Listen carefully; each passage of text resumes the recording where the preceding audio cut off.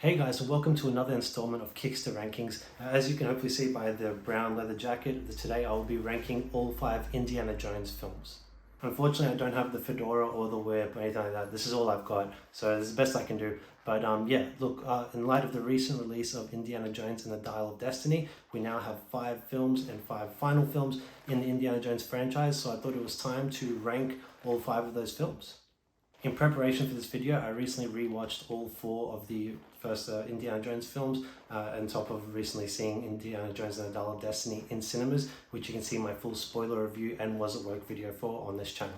There might be some slightly controversial rankings on this list. I have recently mentioned in some comments online and whatnot that The Last Crusade was my favorite Indiana Jones films. Well, I'm here to say that since rewatching all 5 of them, I have to say that that's not the case anymore, but I will give you my rankings counting down from 5 through to 1. I'm just going to dive right in now, and I'm going to start with number 5. In 5th place is Indiana Jones and the Dial of Destiny, the most recent entry. So yeah, just full disclosure, I was not happy with this film when I saw it whatsoever. It bored me more than anything, but at the same time it had so many issues, and the number one problem for me was the inclusion of Helena, played by Phoebe Waller-Bridge. Her presence throughout this film completely ruined it for me. They turned Indy into the sidekick essentially and made it pretty much her film, where he's following her around the whole time. And yeah, look, it had an interesting premise with the Dial of Destiny, but the Dial of Antikythera, but to me they didn't quite pay it off, and they didn't keep me engaged enough throughout, and her character irritated me so much throughout the film that it just had me losing focus a lot of the times and just being disinterested. And yeah, and look, on top of that, Harrison Ford is Indy. He tried his best, but unfortunately he's too old at this point. He's 80 years old in this role now, and this is a young man's game, this type of role. He was already kind of getting too old in Kingdom of the Crystal Skull, but here at 80, he's definitely too old. So yeah, look, I did not enjoy this film whatsoever, and so I definitely have it in last 5th place. In 4th place is Indiana Jones and the Kingdom of Crystal Skull. So I want to say straight up that I think that there is quite a big gap between 4th and 5th place. I actually quite enjoy the 4th film, which you can see my full Let Me Explain video detailing. But that's it. Look, it has problems, this film, and obviously this film is very popular to hate on. Many people completely tear this film apart. I have defended it before, saying that I think it's a good film with a few really bad scenes. And unfortunately, those really bad scenes get all the attention and drag it down. I'm talking about the nuking the fridge, the swinging with the monkeys, the jumping the car into a tree type of things. Just so many, there's a bunch of different scenes in this film that just are too far-fetched. But that said, the first hour of this film to me is classic Indy. I really love it. I think it's great. I think it does start to fall apart in the second act, particularly with Marion's inclusion and Ox's inclusion, and just it kind of gets a bit goofy from there. But yeah, look, I think it's a fine film. I'm happy to have it in 4th place, and I think it's miles ahead of Dial of Destiny. In 3rd place, and miles ahead of Kingdom of the Crystal Skull, is Indiana Jones and the Last Crusade, so the 3rd installment. I really love this film. I love the premise. It's probably my favorite artifact that he has to search for out of the whole series, given that it's the Holy Grail. Like, to me, that has kind of some personal meaning, so I enjoyed that it was about that. I think the whole final sequence of this film, with the kind of chase through the desert and then entering into Petra and then going through those booby traps to uncover the Grail, and the way the Grail is found in the end, where he puts himself in basically the shoes of Jesus Christ and determines that this is the work of a carpenter and finds the most humble looking cup. To me, that is just amazing and great storytelling. It's beautiful. I love everything about that. In terms of having it in 3rd place compared to the next 2, the reason I just don't quite love it as much is I just feel the pacing is a little bit off. It's just a little bit off compared to the other 2.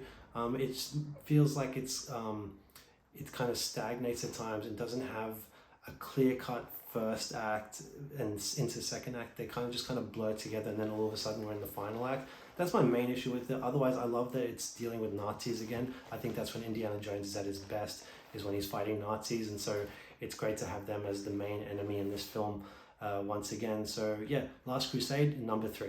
So we're down to the final 2, but I'm happy to say in 2nd place and just ahead of 3rd place is Indiana Jones and the Temple of Doom. Obviously the 2nd entry in the series.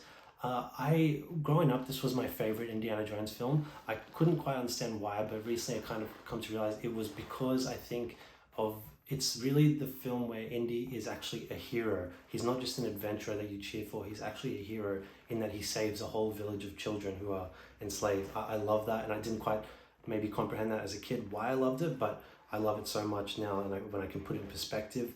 And yeah, look, I think this one does have also pacing issues, kind of like The Last Crusade 2, where it does kind of meander a bit throughout the first and second act, and trying to find like really where the story is going to be. But once they kind of go through those tunnels and they discover the like underground ritual and all that stuff, that everything from there onwards is fantastic. I love all of that, and it's really dark, and so it's really kind of gory, and there's a lot of extra like horror elements compared to all the other Indiana Jones films. Really, it's quite kind of disturbing at times, but I love that about it. And just the whole thing of like Indy saving all those kids, and even Short Round's involvement in that, and they have an amazing father-son relationship in this film, which I adore. And so yeah, just so much to love about this film. It's a lot of fun, and it's a really different in tone compared to the other Indy films, which is also a nice thing to add about it. So yeah, second place is the Temple of Doom. So in first place is obviously Raiders of the Lost Ark. As I mentioned, with Temple of Doom being my favorite of the series growing up, this was actually my least favorite of the first three growing up. I couldn't quite understand why. I just felt it didn't appeal to me as much as a kid. But then upon rewatching it as an adult, my God, it's just an amazing adventure film. It is, you could almost say it's almost a perfect film in terms of the way it constructs characters, the way it introduces Indy, gives him this mystique and this aura, and showing what his capabilities, both physically and mentally, everything like that.